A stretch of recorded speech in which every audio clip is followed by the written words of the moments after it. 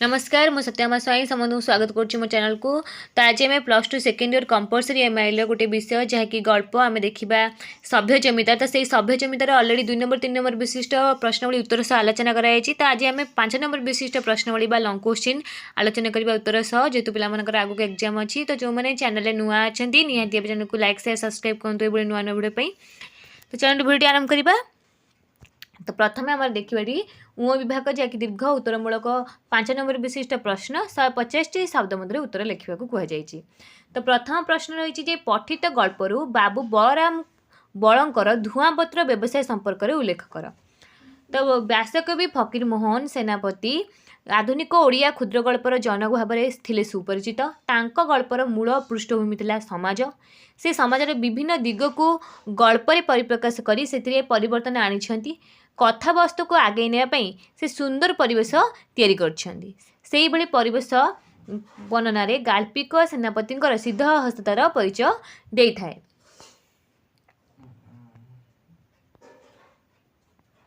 बलराम बाबू कलिकता बड़ बजार रे जड़े गदियान महाजन। उत्कर समस्त धुआंपत्र बेपारी से दंडीदार। फल समस्ते माल आमदानी रप्तानी तांको हाथ दे जाउथिला। धुआंपत्र व्यवसाय सहज व्यवसाय नुहे। से गाल्पी कहते घोड़ा चढ़ा महाजन कथा बदेके घास काटे आ घास कटा घोड़ा चढ़े। चिन्हरा दंडीदार न धरी लोके धुआंपत्र किणवा भरोसा करती नहीं। बलराम जड़े चिन्हरा एथिपाई ओडिशा रे नाम डाक। महाजन बलराम बल थरे निज घर जाजपुर जाई गाँ छेउंड पिला गोपाल को सांगे नहीं आसथिले। मात्र गोपाल निजर बुद्धि कर्मनिष्ठ और साधुता पाई बलंकर प्रिय हो जाइथिले। गोपाल रोषेई काम करने सहित धुआंपत्र व्यवसाय रे महाजन को साहाय्य करुथिले। थरे गोपाल संधान करी बुझिला माल तांको पाखक आसला बेलू 3 जगह लाभ रही जाउथिला। गोपाल बाबू ठारू स्वीकृति पाई सड़क सड़क ठिकणा जगह को चलीगला। मझे आउ कहार सहायता न नहीं से सीधा चाषी पाखे पहुँचला। चाषी ठारू सौदा कला। 2 वर्ष एपरी काम करिबारु पूर्वठारू 2 गुण लाभ होला। फरे महापात्रे बलंकर चाकर न होई लाभरे 4 गुणा कौन अंशी भागी। कथाशिल्पी फकीर मोहन महाजन बलरामकर बलंकर धुआंपत्र व्यवसाय क्रमशः उन्नति करिथिला ताहा उल्लेख करिसेंती। नेक्स्ट देइछि सभ्य जमीदार गल्प आधार रे गोपाल चरित्र चित्रण कर। आधुनिक ओडिया कथा साहित्यर जनक व्यासकवि फकीर मोहन सेनापति से समाजर विभिन्न दिग को नहीं गल्प रचना करिसेंती। कारण समाजर संस्कार तांको गल्प रचनार मूल उद्देश्य। से मध्य कल्पित चरित्र माध्यम रे समाज को दिग्दर्शन देवा चेष्टा करिसेंती। आलोच्य गल्प सभ्य जमीदार रे गोपाल को एक सरल और आदर्श चरित्र भाव वर्णना करिसेंती। से कौन गल्पर आरंभ रे गोपाल महाजन बलंकर दयारे कलिकता पहुँची। सेठी केवल खाई पी रही जाइथिले भी से निजर साधु स्वभाव कर्म प्रवणता जड़े प्रतिष्ठित व्यक्ति पलटि जाइछि। सरल स्वभाव से अबकारी मोहर मध्य लोभ करना बरं महाजन को ताहा धराई देई जड़े जड़े आदरर मनीष पलटि जाइछि। जो समय महाजन रोषेया बिना हैरान होइछंती सेतेबेले से रोषेई करी महाजनकर प्रिय पात्र होइछि। कम समय बाबूंको मन जणी रोषेई करदेबा बीड़ी भांगिबा बिछना पारिबा सबु काम को हाथ को नहीं से विश्वासी मनीष पलटि जाइछि। जहाँफल महाजन गोपाल को बाबू भाव में परिचित कराइछंती। व्यवसाय काम रे मध्य गोपाल बेस सचोट एवं परिश्रमी। से काहाको ठकिबाकू चेष्टा करे नाही किंबा ठकी हुए नाही। रोषेई सांग को व्यवसाय देखी देखी से तो पोखद व्यवसाय पलटि जाइछि। अनुमान करी जानी परिछि गोदामरू माल आनी व्यवसाय करबा अपेक्षा चाषी ठारू माल आनी बिकिबा भल। तेणु महाजन ठारू अनुमति नहीं चाषी ठारू माल खरीद करी व्यवसाय करिछि। फरे आग अपेक्षा व्यवसाय अधिक लाभ करिछि। महाजन दृष्टि गोपाल होछि जणे सच्चा मनीष। सेथिपाई से तार सबु व्यवस्था कर दैछंती। मात्र गोपाल कौनसी मन न थाए। गाल्पिक एहाकु वर्णना करिसेंती लिखिछंती। कौन ଗୋପାଳର ବଡ଼ ଲୋକି ଚାଲିଚଳନ ନାହିଁ। ଦିନ ରାତି କାମରେ ଲାଗିଥିଲେ ତାର ଆନନ୍ଦ। ଗଦିରେ ସବୁ ମାମଲତ ତହବିଲ ଚାବି ମହାପାତ୍ରଙ୍କ ହାତରେ।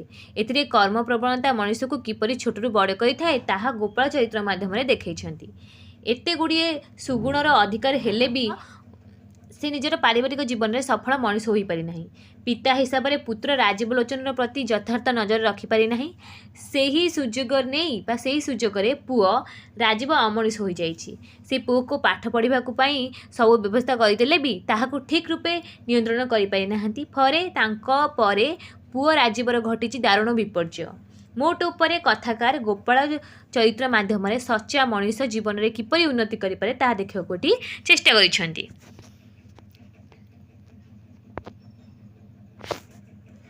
ନେକ୍ସଟ କ୍ୱେଶ୍ଚିନ୍ ଦେଇଛି, ପଠିତ ଗଳ୍ପ ଅବଲମ୍ବନରେ ରାଜୀବ ଲୋଚନଙ୍କ ଉତ୍ଥାନ ଓ ପତନର ଚିତ୍ର ଦିଅ। ଚରିତ୍ର ମାନେ ହିଁ କଥାଶିଳ୍ପର ମାନସ ସନ୍ତାନ। କଥାଶିଳ୍ପୀ ଯାହା କହିବାକୁ ଚାହେଁ, ଯାହା ଦିଗ୍ଦର୍ଶନ ଦେବାକୁ ଚାହେଁ, ତାହା ଚରିତ୍ର ମାଧ୍ୟମରେ ହିଁ ପରିପ୍ରକାଶ କରିଥାଏ। ସୁତରାଂ ଚରିତ୍ର ମାନେ ହିଁ କଥାଶିଳ୍ପୀର ବାର୍ତ୍ତାବହ। ପୁନଶ୍ଚ ଆଧୁନିକ ଓଡ଼ିଆ ସାହିତ୍ୟର କଥାକାର ବ୍ୟାସକବି ଫକୀରମୋହନ ସେନାପତି ଜଣେ ସମାଜ ସଚେତନ କଥାଶିଳ୍ପୀ। ସମାଜର ପ୍ରତ୍ୟେକ ଦିଗ ଦୋଷ ତ୍ରୁଟିକୁ ସେ ତାଙ୍କର କଳ୍ପିତ ଚରିତ୍ର ମାଧ୍ୟମରେ ପରିପ୍ରକାଶ କରନ୍ତି। ତାଙ୍କର ଚରିତ୍ରମାନେ ହୋଇଥାନ୍ତି ଗୋଟିଏ ଗୋଟିଏ ପ୍ରତୀକ। ଆଲୋଚ୍ୟ ଗଳ୍ପ ସଭ୍ୟ ଜମିଦାରରେ କଥାକାର ତତ୍କାଳୀନ ଇଂରେଜୀ ଶିକ୍ଷା ଓ ନୂଆ ହୋଇ ଜମିଦାରୀ ଗ୍ରହଣ କରିଥିବା ବ୍ୟକ୍ତିମାନେ କିପରି ସ୍ୱେଚ୍ଛାଚାରୀ ସଂସ୍କାର ନାମରେ କୁସଂସ୍କାରୀ ମଦ୍ୟପ ହୋଇ ନିଜର କରୁଣ ପରିଣତିର କାରଣ ହୋଇଥିଲେ ତାହାକୁ ଏଠି ସୁନ୍ଦର ଭାବରେ ବର୍ଣ୍ଣନା କରିଛନ୍ତି। ଯେମିତି ରାଜୀବ ଲୋଚନ ବିଛୁଆତି ଦୁଇ ପତ୍ରରୁ କୁଣ୍ଡାଇ ହୁଏ ଭଳି ପିଲାଦିନରୁ ଥିଲେ ସ୍ୱେଚ୍ଛାଚାରୀ। ଧନୀ ଘରର ପିଲା, ଜମିଦାରର ପୁଅ ହିସାବରେ ନିହାତି ଦୁଷ୍ଟ ସ୍ୱଭାବରେ ଥିଲେ।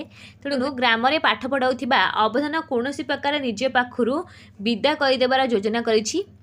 ରାଜୀବ ଲୋଚନ ସବୁ ପାଠ ସାରିଦେଲାଣି ଏବଂ ତାକୁ ନେଇଯିବା ପାଇଁ କହିବା ମୂଳରେ ରହିଛି ପ୍ରଚ୍ଛନ୍ନ ଉଦ୍ଦେଶ୍ୟ।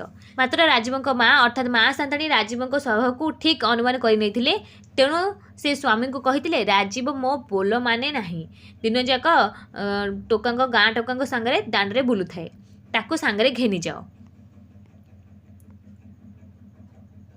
ରାଜୀବର ବାପା ଗୋପାଳ ବାବୁ ଥିଲେ ସରଳ ମଣିଷ, କର୍ମୀ ମଣିଷ। ତାଙ୍କ ସହାୟତାର ସୁଯୋଗ ନେଇ ରାଜୀବ ଇଂରାଜୀ ପଢ଼ିବା ନାଁରେ ସ୍ୱେଚ୍ଛାଚାରୀ ସ୍ୱଭାବ ପରିପ୍ରକାଶ କରିଛି। ପାଠ ପଢ଼ାକୁ ପଛରେ ପକାଇ ସଭା ସମିତି ଥିଏଟର କୁସ୍ତାନ ସୁସ୍ଥାନ ଗମନରେ ପକ୍କା ହୋଇଯାଇଛି।